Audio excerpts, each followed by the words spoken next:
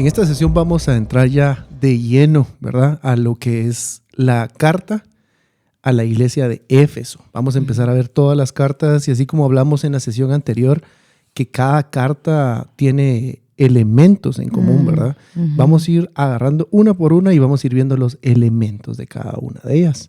Entonces, ¿por qué no iniciamos leyendo los primeros versículos a la carta de Éfeso?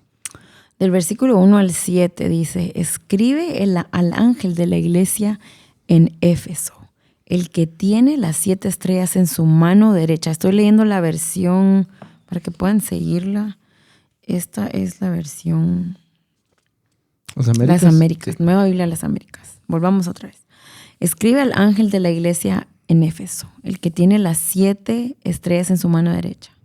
Aquel que anda entre los 7 candelabros de oro dice esto: yo conozco tus obras, tu fatiga y tu perseverancia, y que no puedes soportar a los malos, y has sometido a prueba a los que se dicen ser apóstoles y no lo son, y los has hallado mentirosos. Okay. Leímos hasta el versículo solo del 1 y el 2. Ajá. Vamos a ir sacando cada uno de los componentes, ¿verdad?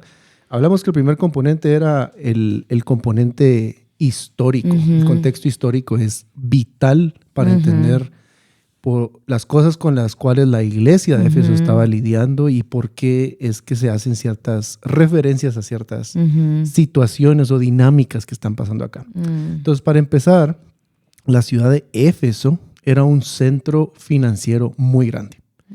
Fue considerado por un tiempo la capital, un centro financiero, la capital de Roma, está en las notas de ustedes, de Asia Menor.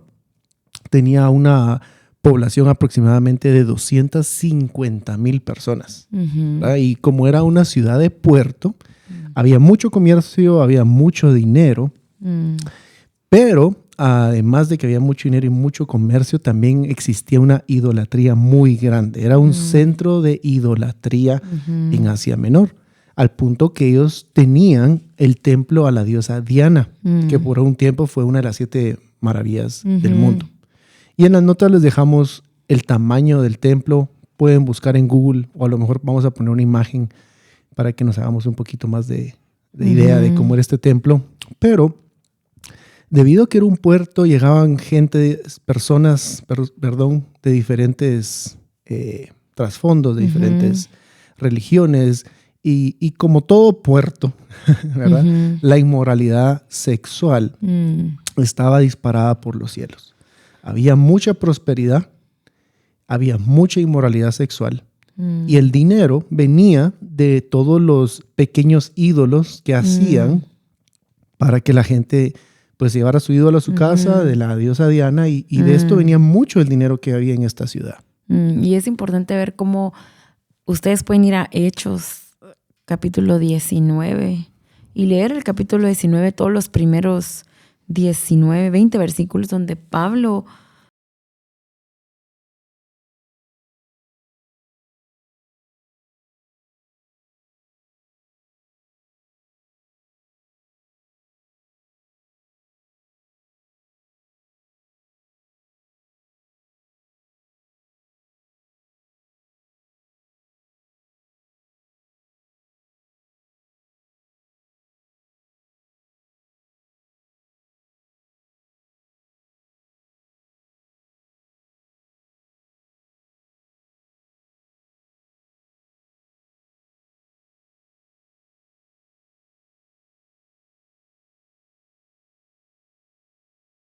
versículo 19, muchos de los que practicaban la magia, juntando sus libros, los quemaban a la vista de todos. Y el 20 dice: así crecía poderosamente y prevalecía la palabra del Señor. Entonces, ese mercado de venta de ídolos disminuyó debido a la palabra, debido a que conocieron al Señor. Era un periodo de avivamiento lo que estaba sucediendo acá. Y como tú bien decías, yo creo que un buen consejo es que vayamos y leamos Hechos para tener aún más contexto de lo que está pasando acá. Pero Pablo se quedó en este sector, en esta ciudad, por aproximadamente 3 años. Pueden leer Hechos 20 y tener más contexto. Y como tú decías, durante este gran avivamiento, incluso lo que les producía dinero comenzó a disminuir. Lo cual es increíble porque era una ciudad que estaba acostumbrada a que toda su economía venía de eso, pero gracias a que la palabra de Dios estaba manifestando, se estaba regando por esta ciudad, incluso eso comenzó a disminuir. Y es hermoso también ver cómo Pablo se despide de los Éfesos, exhortándolos en Efesios, capítulo 6, versículo 24, con una como exhortación o un anuncio para que fueran guardados de lo que iba a venir. Y dice en Efesios 6, 24, la gracia sea con todos los que aman a nuestro Señor Jesucristo con amor incorruptible. Ahí como que les estaba diciendo, no se olviden de guardar el amor incorruptible al Señor. O sea, hay gracia para los que aman a nuestro Señor Jesucristo. Entonces, ahí Pablo ya les estaba tirando de una vez el amor ferviente que tenían que guardar, lo cual van a ver que a partir que ahorita estudiemos más y más, van a entender cómo esto se relaciona con la carta de Apocalipsis. Ajá. Y bueno, ahorita que vamos a hablar del amor, que es el problema que hay con esta iglesia, pero ¿por qué es que hablamos del contexto?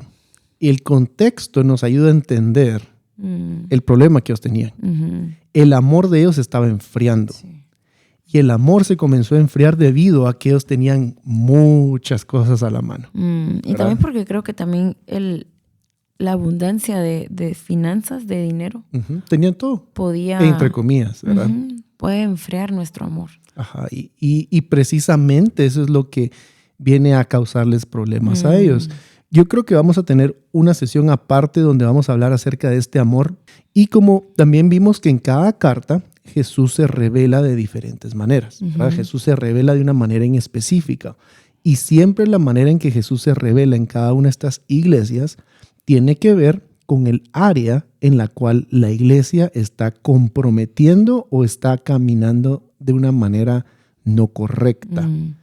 Y vamos a ver aquí en el versículo 1 cómo Jesús se manifiesta a la iglesia de Éfeso. ¿Se recuerdan que en la sesión del capítulo 1 hablamos de varias descripciones del Señor Jesús? Ahorita es momento para volver a esas notas y que puedas recordarte qué significa aquel que sostiene en su mano las 7 estrellas, aquel que camina entre los candelabros. ¿Qué son esos candelabros? Para que puedas asociarlo e ir refrescando, porque así es como se presenta el Señor en esta carta, a esta iglesia en específico. Como el que camina, ¿verdad? El que las tiene en las manos. El que los sostiene. Creo que les está también dando a entender el amor que Él tiene por ellos. Porque cuando vemos el amor del Señor, sabemos que Él nos amó primero, entonces yo puedo amarle a Él. Entonces cuando entiendo que Él es el que me cuida, que Él es el que me tiene en la mano derecha, puedo identificar ese amor que fue el área donde ellos fallaron. Entonces el Señor desde allí ya estaba como cantando, como profetizando sobre ellos. Yo soy el que los tiene en mi mano. Y es interesante ver que se revela como ese Dios de protección, ese, como tú decís, de amor, que los tiene en su mano derecha. Y ahorita vamos a ver un poquito más de ejemplos acerca de la mano derecha que simbolizaba. Pero me llama la atención ver que se lo está diciendo precisamente a los que tienen su amor enfriado. Y a ellos les dice, estás en mi mano derecha. Es con esa mano que es como con ese amor que el Señor les habla. Y camina en medio de ellos. En medio de ellos. Vamos a leer un versículo acerca de la mano derecha. Está en Salmos 17, versículo 7. Y dice, muestra maravillosamente tu misericordia, oh Salvador de los que se refugian a tu diestra. Diestra es mano derecha, huyendo de los que se levantan contra ellos. Entonces aquí estamos viendo cómo el Señor está revelándose a ellos como aquel que los protege de sus enemigos con la mano derecha. La mano derecha también está asociada con el deleite. Dice en Salmos 16, a tu diestra, hay deleites para siempre. A tu diestra me regocijo por siempre. Y otros versículos que van a aparecer en la pantalla, Salmos 18:35, Salmos 26. Que los pueden ir a leer, ¿verdad? Hebreos 1:3. Entonces pueden leer todo esto y comenzar a empaparse más de lo que significa la mano derecha. Aparte de que les dice que en la mano derecha los tiene, se está manifestando ese amor que tú decís, ese cuidado, esa protección. Él también dice que es el que camina en medio de los candelabros de oro, ¿verdad? Y cuando está hablando de que camina en medio de ellos, le está diciendo a los de Éfeso, yo soy el que los tengo en mi mano, pero no los dejo solos. Yo camino con ustedes, ¿verdad? Si vamos a Génesis, ese era el diseño, que el hombre caminara con Dios y Dios caminaba con el hombre de una manera completamente normal en el jardín del Edén. Y muchas veces uno se puede sentir que no es adecuado para lo que uno tiene que hacer. Los de Éfeso se podrían sentir no adecuados ante el llamado de la iglesia porque obviamente ellos sabían que su amor se estaba enfriando. Y muchas veces podemos llegar a ese lugar donde siento que mi amor por Jesús se ha enfriado. Yo he estado en ese lugar en muchas ocasiones, en diferentes ocasiones. Y es en el momento en el cual tenemos que venir a estas descripciones de Jesús. Tomar la palabra y ver quién es Él, cómo se reveló a ellos. Entonces, cuando yo siento ese frío, eso que no me siento adecuado para lo que Él me ha llamado, yo tengo que comenzar a declarar sobre mi propia vida estas descripciones de Jesús y decir, Señor, yo no me siento adecuado. Pero tú eres el que camina en medio mío. Tú eres el que camina en medio mío. Tú eres el que camina en medio de los candelabros. El que me candelabros. tiene en medio en su mano derecha. Ajá. Porque el Señor camina en sociedad con nosotros. Él quiere caminar cerca nuestro. Él está cerca. No, en la palabra no se habla de un Dios lejano. Y cuando estamos sumergidos en la frustración, en la desesperación, en sentir que no podemos, esto es lo último a lo que corremos. Y si corremos a ello, no lo creemos. Pero por eso es necesario que conozcamos estas descripciones de Jesús. Es necesario que sepamos quién es el Jesús que está escrito en su palabra. Ahora, después de que se presenta a ellos como el que camina entre los candelabros, el que los sostiene con la mano derecha, ahora les afirma, o sea, les dice las cosas buenas que Él ve en ellos. Y que son buenas cosas. Que son buenas cosas. Leamos el versículo 2 y 3. Dice, yo conozco tus obras, tu fatiga y tu perseverancia. Estas son cosas buenas, están perseverando, que no puedes soportar a los malos. Eso está bien. Y no solo bien, está excelente. Exacto. Y has sometido a prueba a los que se dicen ser apóstoles y no lo son, y los has hallado mentirosos. Tienes perseverancia, otra vez la palabra perseverancia, vieron que se repite 2 veces, y has sufrido por mi nombre y no has desmayado. O sea, esta es una iglesia que persevera tras las dificultades. Y esto es excelente. Ahora veamos. Bueno, yo solo quería leer la traducción. Esta es la nueva traducción viviente, porque me gusta que dice, he visto tu arduo trabajo y tu paciencia con perseverancia. Si yo recibo una carta de parte de Jesús y me dice estas cosas, yo me emociono. Yo quiero escuchar estas cosas de mí, que me diga, yo miro tu arduo trabajo. Yo sé que sos perseverante, has sido paciente, te has mantenido. Al punto de que dice, has sufrido por mi nombre con paciencia sin darte por vencido. Y esto es interesante porque cuando Él les dice no te has cansado, podemos decir, wow, bueno, yo no me he cansado, lo cual es bueno. El Señor nos llama a tomar de Él para ser fortalecidos en Él, en el poder de su fuerza. Y ellos estaban resistiendo ante tentación, ante persecución. Ellos habían perseverado y continuaban en el juego. Recordemos que como hablaba, tú estabas leyendo en Hechos, ¿verdad?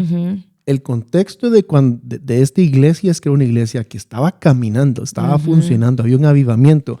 De hecho, Asia estaba conociendo el evangelio gracias al avivamiento que había en esta iglesia, en la iglesia de Éfeso. ¿Estaban haciendo algo bien?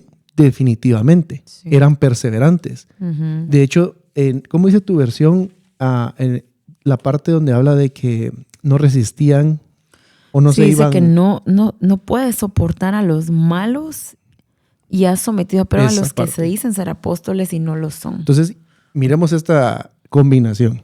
Trabajaban duro, sí. Tenían perseverantes celo por la verdad. y encima de todo tenían celo por la verdad. Quiere decir que se estaban comiendo esto y no cualquier falsa doctrina, cualquier cosa que sonaba.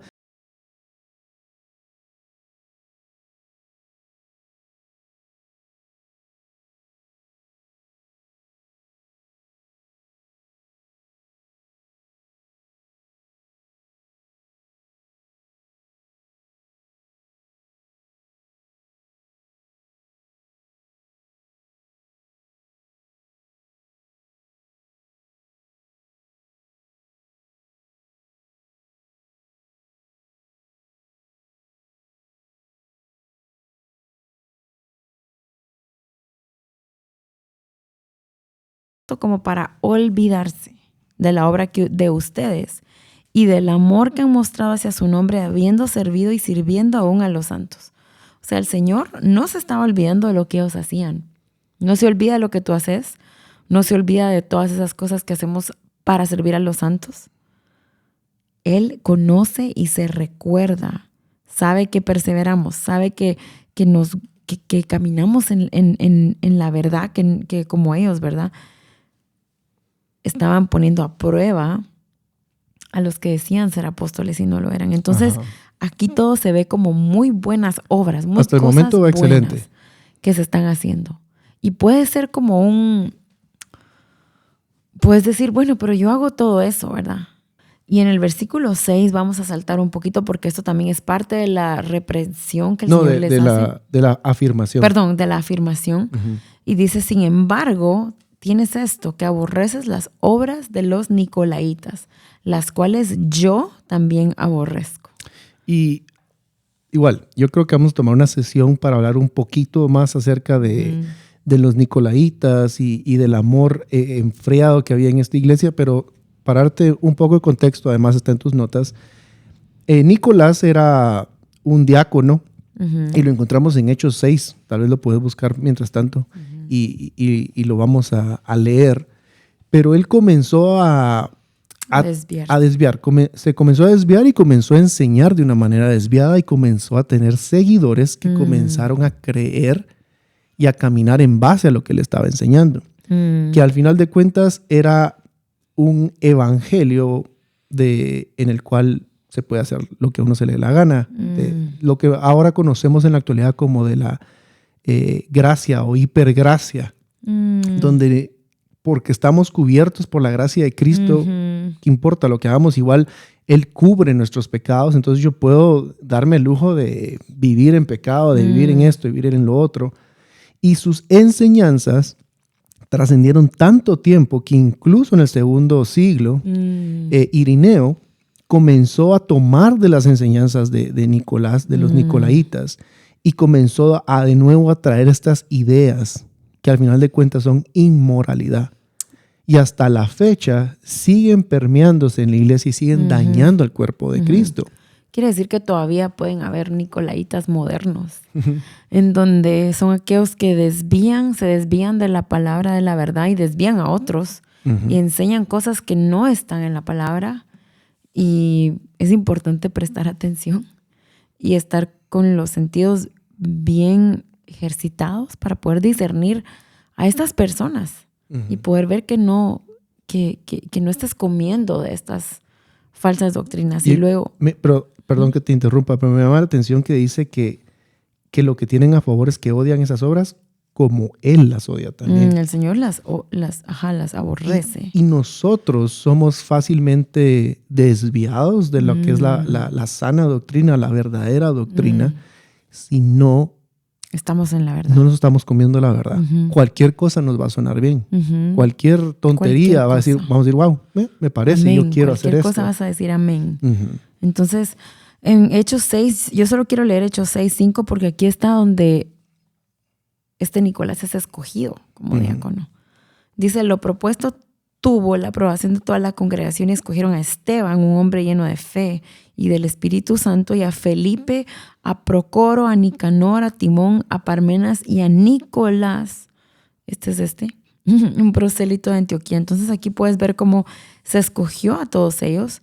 Y si podemos comparar, puedes ver a un Esteban que fue mártir en el libro de los Hechos, que el que haya sido mártir propagó, ¿cómo se dice? Hizo que hubiera mucho avivamiento. Propició el avivamiento. Es ese momento de mártir de Esteban, en donde él permaneció, pero ahora miramos un Nicolás que desviando. Se pervirtió. Se desvió, ahora no digo las palabras bien, se desvió y comenzó a desviar. Entonces el Señor les está diciendo, qué bueno que aborreces las nicolaitas, las obras de los nicolaitas, las cuales yo también aborrezco. O sea, ¿estás bien porque estás odiando y aborreciendo algo que yo aborrezco? Y eso es una afirmación excelente. Ahora, en medio del avivamiento de Hechos 19 que acabamos de leer, en medio de que odian estas obras, que están trabajando, que son perseverantes, que tienen paciencia, que está creciendo, ante los ojos humanos uno podría decir, esta iglesia es exitosa. Esta iglesia está funcionando como tiene que funcionar. Porque se veía bien quizá por fuera. Sí, por fuera se miraba éxito, se miraba crecimiento, porque muchas veces así es como valoramos o evaluamos, creo que es la palabra correcta, el funcionamiento de algo. Si hay mucha gente, si viene mucha gente, si la iglesia está llenando, está a reventar, entonces estamos bien. Pero miren qué interesante que Jesús los corrige. La carta no se queda ahí. El versículo 4 en esta versión dice, pero tengo una queja en tu contra. Y aquí viene lo más duro. No me has amado a mí, ni se aman entre ustedes como al principio. El amor se enfrió al punto que ya no amaban al Señor, ni se aman entre ellos. Y lo único que están amando es el servicio que están dando al Señor. Y eso es demasiado fácil de caer. Si no vivimos una relación con Cristo viva en la cual estamos viniendo constantemente a cultivar una intimidad con Él, a cultivar consistentemente el amarle, el conocerle, el tener una revelación cada día nueva, fresca de su palabra en nuestras vidas, vamos a parar trabajando tanto y lo podemos servir hasta morir. Pero si Él no es la prioridad, Él me va a corregir de la misma manera. Qué bueno que evangelizas, que predicas, que haces podcast o que haces lo otro, que vas a hacer misiones. Qué bueno todo lo que hacemos. Pero si el primer amor no está ahí, si el amor entre hermanos no existe, ahí hay un gran problema. Yo creo que ahorita sería excelente poder mencionar esto. ¿Qué entonces es amar al Señor? ¿Qué entonces es tener ese primer amor vivo y ferviente? ¿Qué significa eso? Y en Juan 14, 22, no está en sus notas, pero lo pueden buscar. Dice, el que tiene mis mandamientos y los guarda, ese es el que me ama. Y el que me ama será amado por mi Padre, y yo lo amaré y me manifestaré a Él. Entonces, amar al Señor no es decir soy cristiano. Amar al Señor no es decir, bueno, ya voy a la iglesia, ni juntarte con personas que cantan y adoran. Amar al Señor es obediencia, porque dice su palabra que el que me obedece, este es el que me ama. Y el que me ama me obedece, y el que guarda sus mandamientos. Entonces, ellos quizá no estaban guardando los mandamientos. Ellos no estaban caminando de esa forma. Ellos estaban trabajando. Ellos estaban priorizando ser Martas. Exactamente, igual en vez de ser Marías, como en la historia de María y Marta, cuando Jesús llega. Sí, porque en la historia de María y Marta, en ningún momento le dice, no tenés que limpiar la casa. No la regaña por el servicio o por lo que está haciendo. La corrección es porque está priorizando lo que no tiene que priorizar. Y como hablábamos en la sesión anterior, la corrección no es rechazo. La corrección es para transformar. Y ahora viene y sigue acá. Y aquí viene la exhortación a la transformación. ¿Cómo responder? Porque no los deja con decirles, el primer amor se perdió y se va. No. En esta versión dice, mira hasta dónde has caído. El parámetro de dejarle de amar a Él es, caíste en lo más bajo, estás lo más lejos. Vuélvete a mí y haz las obras que hacías al principio. O sea, volvé a priorizar el aceite, volvé a priorizar la relación con el Señor, volvé a priorizar la obediencia antes que hacer. El Señor no quiere sacrificios, Él quiere obediencia. Y la obediencia es amar al Señor. Entonces, no sé si podemos leerlo en tu versión. Recuerda, por tanto, recuerda. Si dice recuerda. Queremos, en tus notas dejamos 3 acciones que son la exhortación ante un corazón frío. Acordémonos que esto fue escrito para ellos, pero también lo podemos aplicar a nuestra vida. Si estás en una fase de que dejaste tu primer el primer amor, número es recordate. Recordar de dónde has caído. Traer a memoria cómo amabas al Señor. ¿En dónde sucedió? ¿Verdad? Es comenzar a hacer un mapa de regreso, es decir, ¿en qué parte de mi vida o de este mes o de este año, en dónde fue que me caí de ese lugar donde estaba yo en amores con el Señor? Y el Espíritu Santo te recuerda y te refresca nuestro amor. Él es el que trae convicción a nuestro corazón. Y Él te nos dice, va a decir. Fue acá. Y algo importante de poder volver a ese primer amor es meditar en la bondad del Señor. Creo que meditar en su bondad es algo muy clave para estos momentos en donde puedes recordar. Ahora entonces hablemos. Recordar. La segunda parte dice, recuerda por tanto dónde has caído y arrepiéntete. Entonces, segunda instrucción. Primera es recordar y la segunda es arrepiéntete. Y arrepentirse es cambiar. Yo iba de este lado, ahora vuelvo y voy al otro lado. Pero te das cuenta que tiene demasiado sentido. Primero me tengo que acordar de en dónde fallé para poderme arrepentir.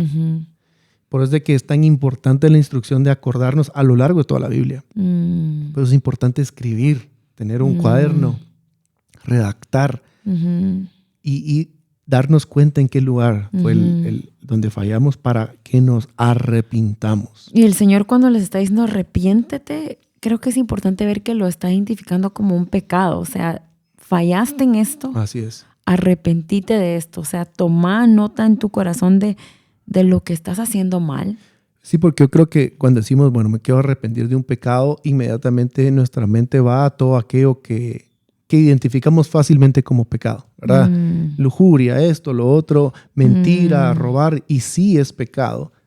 Pero el que Él no sea el número 1 de mi vida, que no lo esté amando como al inicio, Él lo considera como algo de que me debo arrepentir. Sí, porque entonces quiere decir que hay otras cosas que han tomado su lugar, se han vuelto ídolos en nuestra vida. Entonces el Señor está diciendo, bueno, recordate, arrepentite. Ahora viene la tercera cosa y es actuar. Hacer algo al respecto. Dice, versículo 5, recuerda por tanto de dónde has caído y arrepiéntete. Y haz, o sea, ahí viene un verbo, ahí viene un mover. Haz las obras que hiciste al principio.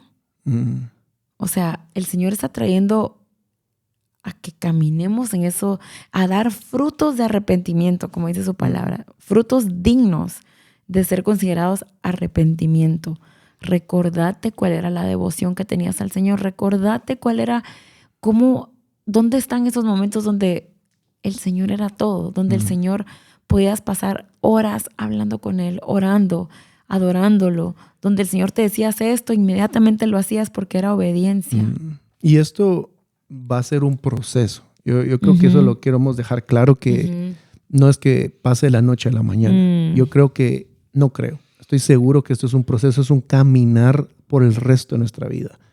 Van a haber temporadas en nuestra vida en que vamos a tener que evaluar qué estamos priorizando. Eso debería ser algo que practicamos constantemente. Decir, bueno, estoy priorizando más esto, más lo otro, y darnos cuenta que el Señor tomó un segundo lugar y regresar otra vez a ese lugar. Y que nuestro actuar, o como tú decías, la tercera instrucción, el verbo, la acción es, yo quiero caminar de una manera fresca con el Señor. Todos los días de mi vida yo voy a buscarlo a Él primero. Sí, porque recordémonos que una cosa es necesaria.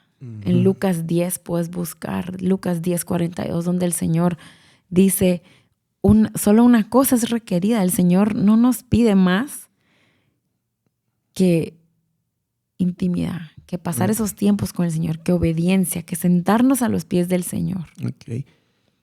Y creo que después luego dice, si no, vendré a ti y quitaré tu candelabro de su lugar si no te arrepientes. O sea, yo me pongo a pensar en esto y es algo muy severo. Es que la razón de este pedacito acá es, recordémonos, estaban creciendo. Ellos tenían influencia. Cuando una persona tiene influencia sobre muchas personas, esa persona es, ¿cuál es la palabra? Se me fue. Responsable de sus acciones, de toda aquella palabra que hable, todo aquello que diga sobre ellos. Bueno, la palabra dice que vamos a dar cuenta de toda palabra dicha, ¿verdad? Pero estamos ante una iglesia, ¿cuál podría ser la palabra? Súper efectiva, en súper crecimiento, con mucho alcance. Que a los ojos de marketing se podría ver como una iglesia tan exitosa. Porque muchos iban, ¿no? Si puedes ver, bueno, tienen muchos likes, tienen muchos seguidores. Y obviamente, con esto no estamos diciendo que una iglesia que está creciendo, que tiene sea malo. Followers, está malo. No, nada que ver. El problema es que estos hacían mucho, pero el primer amor no era lo principal. Entonces, si el líder de la iglesia, si los que están ministrando de esta manera, todas las personas que estaban viniendo están creciendo con ese entendimiento de hacer, y nadie les estaba guiando hacia el primer amor. Así es. Entonces, por eso les dice aquí, yo creo que esto es lo más duro. Si no te arrepentís, quitaré tu candelabro de su lugar de entre las iglesias. ¿Por qué? El Señor está dispuesto a apagar esa luz para que no se siga esparciendo como cáncer una enseñanza equivocada, un estilo de vida que no es el correcto.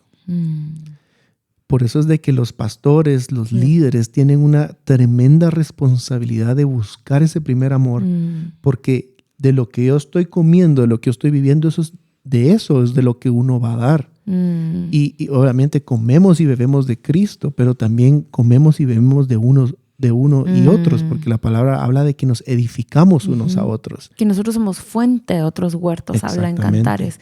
Entonces, ¿qué estoy tomando? ¿Qué estoy comiendo? Y estoy obedeciendo, estoy creciendo en amor genuino con el Señor, porque si no, se quita el candelabro de su lugar. Sí, yo creo que esa parte es bien dura. Es bien dura. Bien dura, ¿verdad? Pero viste que ya les dijo qué hacer. Sí, y luego viene al final. Y vamos a terminar con esto. Y habla de la promesa a caminar en recordar, en arrepentirse y en actuar. Después de hacer estas tres cosas, que son pasos activos en el Señor, hay una promesa en el versículo 7. Dice, el que tiene oído, que oiga lo que el Espíritu dice a las iglesias. En resumen, escuchen y presten atención. Al vencedor le daré a comer del árbol de la vida que está en el paraíso de Dios. O sea, aquí vemos una promesa hermosa al que venciere, al que obedeciere, si lo quieren poner así también, al que obedezca, les va a dar de comer de esos frutos. Recordemos que es el Señor mismo el que nos da de comer. Y acordémonos del contexto. Es una iglesia que está haciendo mucho, pero que está caminando lejos del Señor. El Señor se presenta, yo camino en medio de ti. Acércate a mí, actúa, arrepentite, recordá. Y la promesa, el regalo eterno, tiene tanto que ver con lo mismo, porque les dice, ok, cambia ese estilo de vida. Y mi promesa para vos es, vas a comer del árbol de la vida que está esta versión dice que está en el paraíso de Dios. La promesa es, vas a estar conmigo. Vas a estar conmigo. Mi deseo es caminar contigo. Y es tan lindo poder ver que en su misericordia, en medio de que ellos fríamente se apartaron del Señor por solo hacer, les dice, acordate, arrepentite, actúa. Y mi recompensa va a ser, vas a comer de ese árbol de la vida, vas a estar conmigo. El árbol de la vida es una representación de la vida eterna, es una representación de la eternidad. Y voy a leer para terminar Apocalipsis 22:2, que dice: en medio de la calle de la ciudad, está hablando de la nueva ciudad, de la nueva Jerusalén, y acá al lado del río estaba el árbol de la vida, que produce 12 clases de fruto, dando su fruto cada mes. Y las hojas del árbol eran para sanidad de las naciones. Entonces, esta promesa es: vas a estar conmigo para siempre. Esta promesa es: vas a comer conmigo por años, billones, por siempre, por la eternidad. Evaluemos nuestra vida, ¿verdad? Hoy quiero orar para terminar, para que puedas caminar con el Señor y decirle: Señor, me arrepiento, dejé mi primer amor. Señor, te pedimos perdón, Señor. Perdónanos por haber abandonado el primer amor por ti, Señor. Padre, límpianos, purifícanos, Señor. Ayúdanos a recordarnos, a arrepentirnos y a poder actuar en arrepentimiento, Señor. Señor, tu palabra dice que los que te aman son los que te obedecen y los que te obedecen te aman. Y queremos obedecerte. Queremos amarte con toda nuestra mente, nuestra alma, nuestro corazón y nuestras fuerzas, Señor. Así que ayúdanos a ser de los que hacen las primeras obras, a los que se arrepienten y de los que tienen acceso, Señor, al árbol de la vida, Señor, y a comer de ti y estar contigo para siempre. Amén.